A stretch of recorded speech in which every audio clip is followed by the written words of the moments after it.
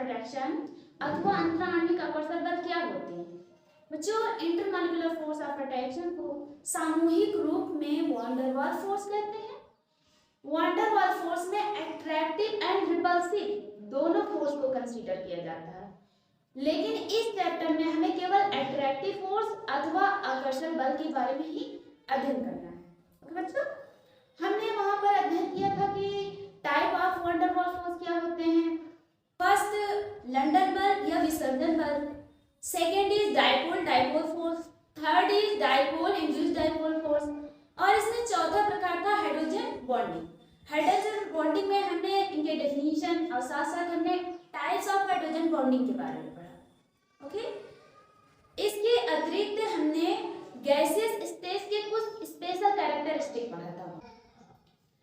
Gaseous state में हम gaseous species की बात करेंगे। ऑब्वियसली इस चैप्टर में मेनली हमें गैसियस स्टेट के डिफरेंट बिहेवियर क्या होते हैं इनके बारे में जानेंगे, और इन बिहेवियर को गवर्न करने वाले कौन कौन से इक्वेशन है, फार्मूलाज हैं, इनके डिफरेंट प्रॉपर्टीज क्या है, और इन प्रॉपर्टीज का आपस में क्या कनेक्शन है, अर्थात ये गुणधर्म आपस में किस तरह से एक दूसरे से रिलेटेड है। इन सारी चीजों को हम इस वीडियो में कवर करेंगे। गैसेस का जो बिहेवियर होता है, basically these are governed by certain laws, अर्थात कुछ निश्चित नियम होते हैं और इस नियम को ही गैसी नियम कहते हैं। बच्चों, ये जो गैसी नियम है ये सभी एक्सपेरिमेंटल ऑब्जर्वेशन के बाद आए हैं। We see relationship between measurable properties. Measurable properties मतलब जैसे कि mass, volume, pressure and temperature, ये जो सारी प्रॉपर्टीज हैं, इन सारी प्रॉपर्टीज को हम मेजर कर सकते हैं अथवा माप सकते हैं। तो जो हम गैसेस लॉ पढ़ें, इससे पहले हमारे लिए यह जानना ज्यादा जरूरी है कि जो गैसेस हैं उन गैसेस का अनदर स्पेशल कैरेक्टरिस्टिक और क्या क्या होते हैं, अर्थात हम कैसे पहचान करेंगे ये गैसी पदार्थ ही है। ओके, तो आइए उन्हें एक एक पॉइंट करके समझते हैं बच्चों। तो फर्स्ट कैरेक्टरिस्टिक इज, जो ये गैसेस हैं, गैसेस के अंदर जो अणु होते हैं उनके बीच इंटरमॉलिक्यूलर फोर्स अथवा अंतराण्विक बल बहुत कम या न्यूनतम होता है। सेकेंड पॉइंट इज कि ये जो गैसेस होते हैं वो फ्रीली या स्वतंत्र रूप से गति करते रहते हैं। ऐसा क्यों होता है? क्योंकि इनकी काइनेटिक एनर्जी अथवा गतिज ऊर्जा अधिक होता है। नेक्स्ट इज, गैसेस जो होती हैं ये हाईली कंप्रेसिबल होती हैं, अर्थात इनमें संपीड़ितता का गुण पाया जाता है। जब हम किसी गैसीय पदार्थ पर दाब डालते हैं तो दाब डालने पर उनके आयतन में कमी आ जाती है अथवा उनके रूप में परिवर्तन होता है। इस गुण को ही हम कहते हैं संपीड़ितता का गुण। बच्चों, जैसे एक एग्जांपल है, आप बैलून लीजिए, बैलून लेकर आप उसको प्रेस कीजिए, तो प्रेस करने पर उनका जो आकार में परिवर्तन आ जाता है। इट मींस कि उनका आयतन कम हो जाता है और वो उतने ही आयतन में वो सारे मॉलिक्यूल एग्जिस्ट करते हैं। Okay, then next point is कि इनको जो गैसें हैं इनको जिस बर्तन में रखा जाता है वो उस पर एक प्रेशर एक्सर्ट करते हैं और सारे दिशाओं में करते हैं। सपोज दैट हमने एक गैस लिया और उसे एक कंटेनर में रखा। कंटेनर में रखने पर वो गैसेस जो हैं स्वतंत्र होते हैं घूमने के लिए, तो वो जो है कंटेनर के वॉल पर हिट करें। जब ये हिट करते हैं, उस वॉल पर धक्का देते हैं, तो वहां पर एक फोर्स लगता है, force in per unit area. बच्चों, इसे ही तो कहते हैं दाब।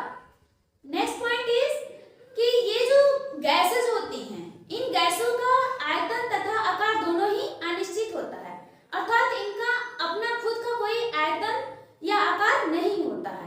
इन्हें जिस भी बर्तन में रखा जाता है उसी का आयतन तथा आकार ग्रहण कर लेते हैं। Next point is density. Gas के अणुओं की डेंसिटी बहुत कम होती है। ओके बच्चों, इनमें इनकी जो डेंसिटी होती है ये सॉलिड और लिक्विड दोनों के कंपेयर में इनकी डेंसिटी अथवा घनत्व तो बहुत कम होती है। तो घनत्व से मतलब यहाँ पर ये है बच्चों कि जैसे यहाँ पर इतना सा स्पेस है, ओके, तो इतनी सी जगह पर बहुत सारे लोग हैं तो यहाँ पर घनत्व अधिक होगा।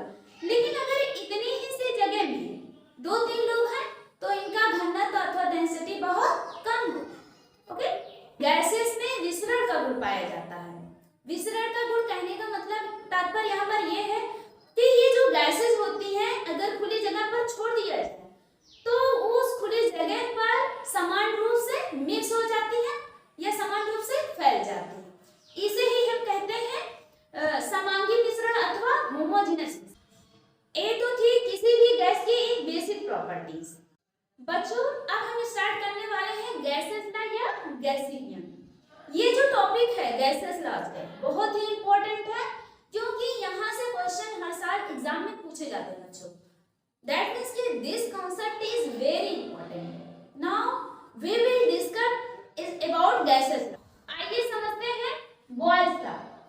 Boyle's law कहता है कि अगर ताप स्थिर रखा जाए या टेम्परेचर को कांस्टेंट रखा जाए तो किसी भी गैस का प्रेशर और आयतन एक दूसरे के इनवर्सली प्रोपोर्शनल होगा अथवा व्युत्क्रमानुपाती होगा। कहने का मतलब यहाँ पर यह है किसी गैस का आयतन बढ़ेगा तो प्रेशर कम होगा और यदि प्रेशर बढ़ेगा तो आयतन कम होगा तो बच्चों हम इसको मैथमेटिकली इस प्रकार से लिख सकते हैं P is proportional to 1/V या फिर कह सकते हैं कि P is equal to constant। एक दूसरा तरीका है बॉयल्स लॉ समझने का। सपोज दैट एक गैस है जिसका आयतन है V1 और प्रेशर है P1। कुछ समय बाद ये गैस जो है एक्सपेंड कर दैट मींस कि इसका आयतन बढ़ गया। जब आयतन बढ़ गया तो इसका आयतन हो जाएगा V2 और प्रेशर हो जाएगा P2। तो इस P1 V1 P2 V2 में क्या रिलेशन होगा? तो P1 V1 is equal to P2 V2 because बच्चों अभी हमने पढ़ा कि PV is equal to constant। आइए बच्चों बॉयल्स लॉ को ग्राफिकली समझते हैं। ओके जैसे कि आप ग्राफ में देख रहे होंगे कि x एक्सिस पर V आयतन लिया गया है जबकि y एक्सिस पर P प्रेशर लिया गया है। तो यदि बच्चों कोई ग्राफ आयतन V एंड प्रेशर या दाब P के बीच में खींचा जाता है तो उनका कर्व कुछ इस तरह से प्राप्त होता है। ओके आप देख रहे होंगे कि इसमें दो कर्व हमें मिल रहे हैं। तो इस कर्व में पहला जो कर्व है यहाँ पर एक ऐसी कंडीशन है जहां पर मोलों की संख्या n1 है at temperature T1। Okay then second curve इसमें आप देख रहे होंगे तो सेकंड कर्व में एक दूसरी कंडीशन है। ओके जहां पर मोलों की संख्या n2 है एट टेम्परेचर T2। ओके यहाँ पर आप देख रहे हो इस पॉइंट पर तो इस पॉइंट पर आयतन का मान सबसे अधिक होगा।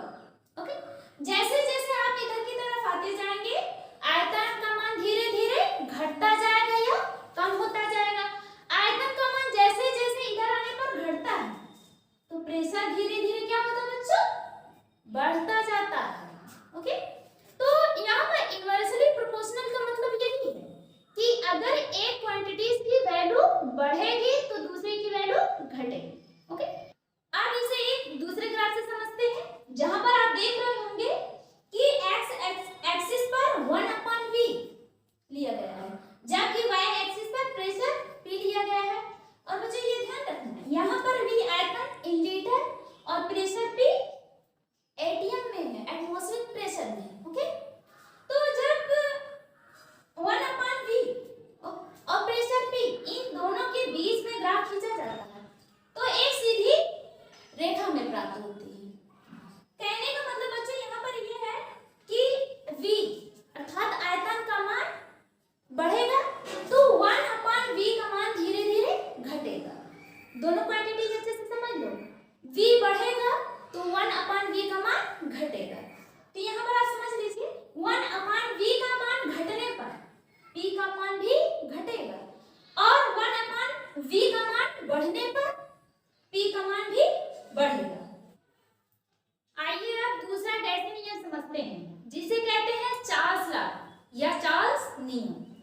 इस नियम को सन 1787 एडी में जैक चार्ल्स नामक वैज्ञानिक ने प्रतिपादित किया था। ओके तो इसका स्टेटमेंट कुछ इस प्रकार से है स्थिर दाब पर अथवा एट कांस्टेंट प्रेशर किसी गैस की निश्चित मात्रा का आयतन उस गैस के परमताप के समानुपाती होता है।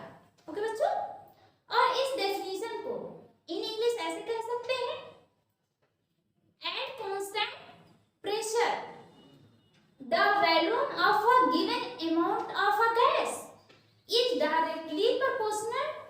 The absolute temperature.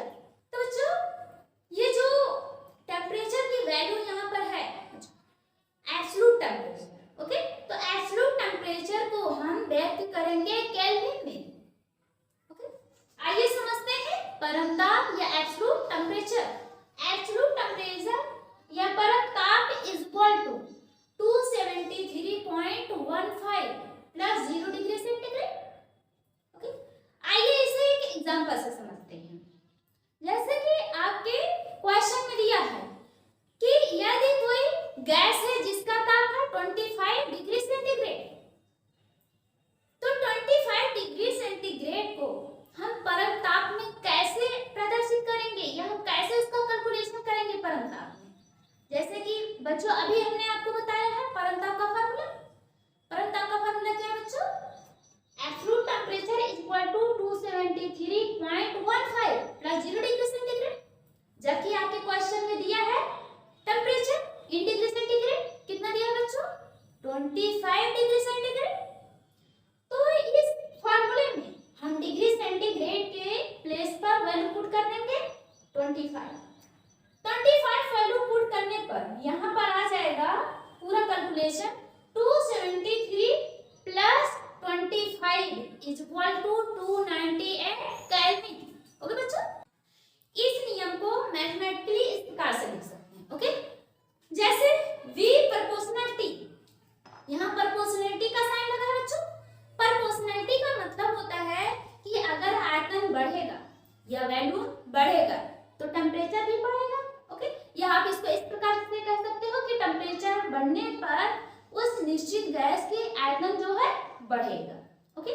तो यहाँ पर V प्रोपोर्शनलिटी है, तो यहाँ प्रोपोर्शनलिटी का जब साइन हटाते हैं बच्चों तो ये कोई कांस्टेंट आ जाता है, तो यहाँ पर हो जाएगा V is equal to KT, जहाँ पर K क्या है बच्चों?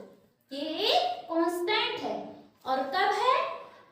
Eight constant pressure, okay, and number of moles. इतना चीज समझ में आया बच्चों? तो किसी गैस की निश्चित मात्रा का आयतन अर्थात मोलों की संख्या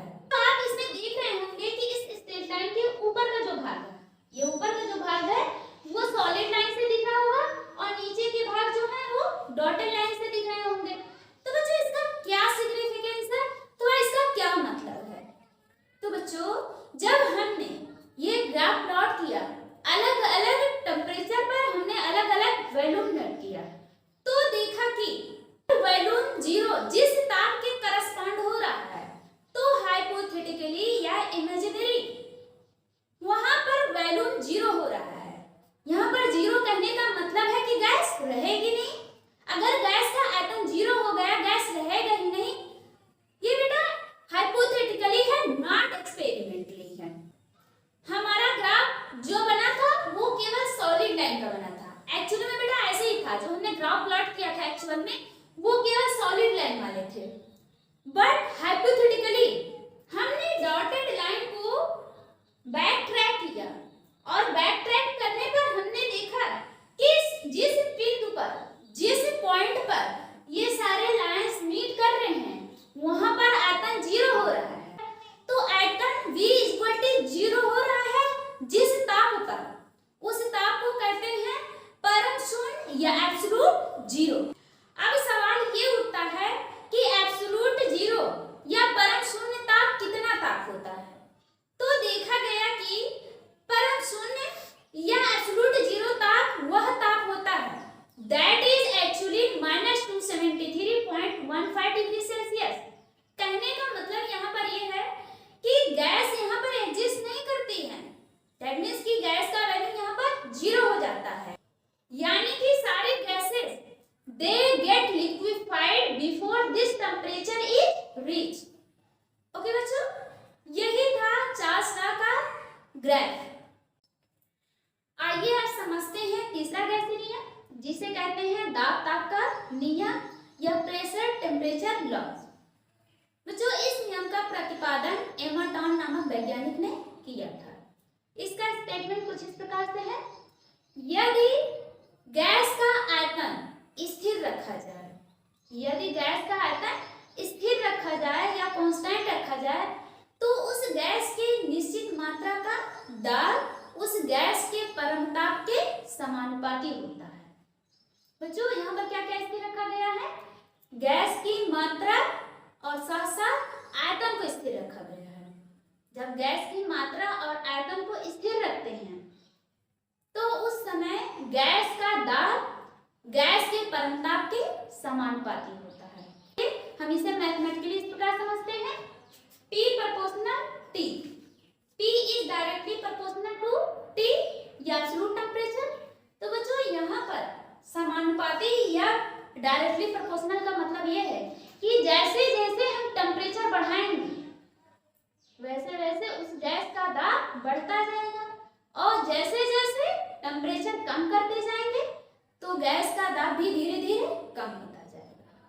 ओके, चलिए P प्रोपोर्शनल T, तो यहाँ पर प्रोपोर्शनलिटी का जब साइन हटाएंगे तो एक कांस्टेंट वैल्यू आएगी। तो हम इस प्रकार से लिख सकते हैं P = KT, या फिर इस प्रकार से लिख सकते हैं P/T = K। ये कब होगा बेटा? At constant value and number of mole. बच्चों, इस मैथमेटिकल एक्सप्रेशन में अगर हम लॉग लेते हैं, आपका फार्मूला है P/T = K। इसमें जब आप लॉग लेंगे तो लॉग लेने पर ये हो जाएगा log P - log T = constant. तो बच्चों, ये था मैथमेटिकली या गणितीय रूप दाब ताप के नियम का। और एक चीज बच्चों यहाँ पर ध्यान रखिएगा कि जो P प्रोपोर्शनल T है, यहाँ पर T टेम्परेचर को हम किस में रखेंगे? परम ताप में। यहाँ पर परम ताप में टेम्परेचर या ताप को लिया गया है, और परम ताप को हम केल्विन में मेजर करते हैं, केल्विन स्केल में मेजर करते हैं। ओके, यदि कोई टेम्परेचर, कोई भी ताप दिया हो डिग्री सेल्सियस में, तो डिग्री सेल्सियस को हम परम ताप में कन्वर्ट करने के लिए उसमें 273 ऐड कर देंगे, और वो डिग्री सेल्सियस की जो वैल्यू है वो चेंज हो जाएगी या कन्वर्ट हो जाएगी परम ताप में। ओके, आइए अब हम दाब ताप के नियम को एक दूसरे तरीके से समझते हैं। बच्चों, जब एमाटॉन ने इस नियम को प्रतिपादित किया था, उसी समय इन्होंने देखा था यदि किसी गैस का ताप 0 डिग्री सेल्सियस रखा जाए और उस गैस के ताप में 1 डिग्री सेल्सियस की वृद्धि की जाए, तो उस गैस का दाब प्रारंभिक दाब का 1/273वां भाग हो जाता है। सपोज दैट बच्चों कि एक गैस है जिसका प्रारंभिक ताप है 0 डिग्री सेल्सियस और प्रारंभिक दाब है P0। तो बच्चों, इस गैस का दाब हो जाएगा P1 = P0 + 1/273 P0। यदि मान लिया जाए हमने उस गैस के ताप में T डिग्री सेल्सियस की वृद्धि की, तो उस कंडीशन में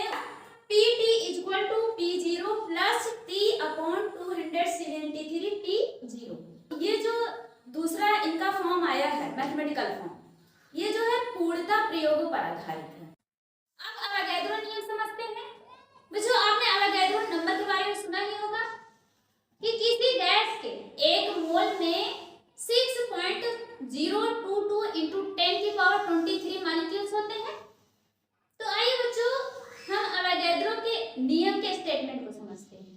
ठीक है, तो समान ताप तथा दाब पर भिन्न भिन्न गैसों के समान आयतन में मोलों की संख्या समान होती है। जो यहाँ पर अवोगाड्रो नियम यही कहता है।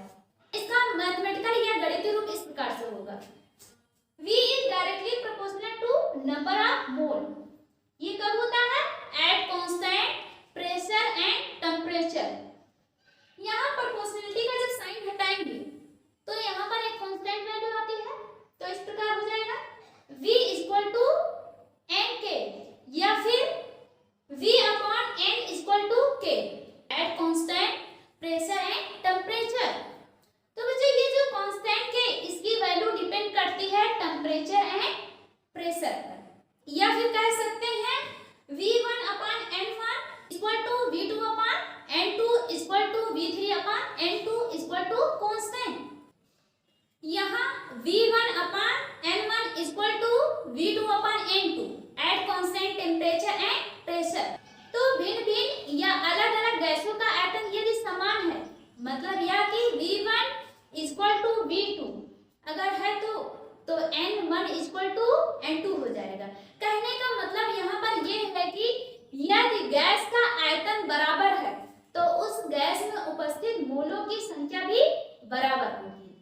तो बच्चों आइए इस नियम से कुछ कंक्लूजन या कुछ निष्कर्ष निकाले गए हैं, तो उस महत्वपूर्ण निष्कर्ष को हम यहाँ पर समझेंगे एक एक करके।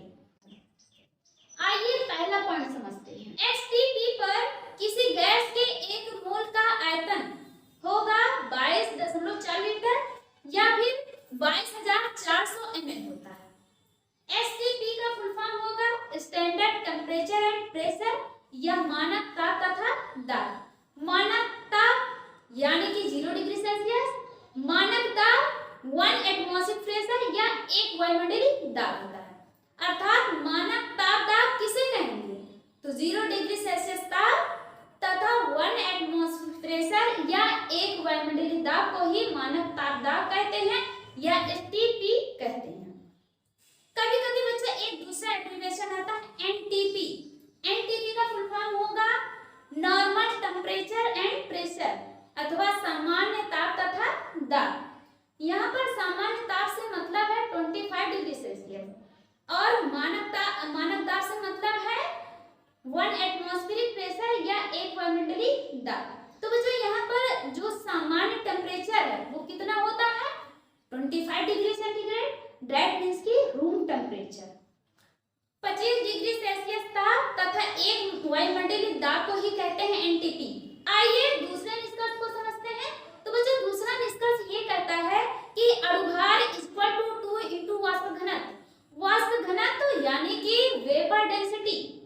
तो बच्चों यहाँ पर कहने का मतलब ये है किसी गैस के मॉलिक्यूलर जो मास है वो जो है वाष्प घनत्व का 2 गुना होता है।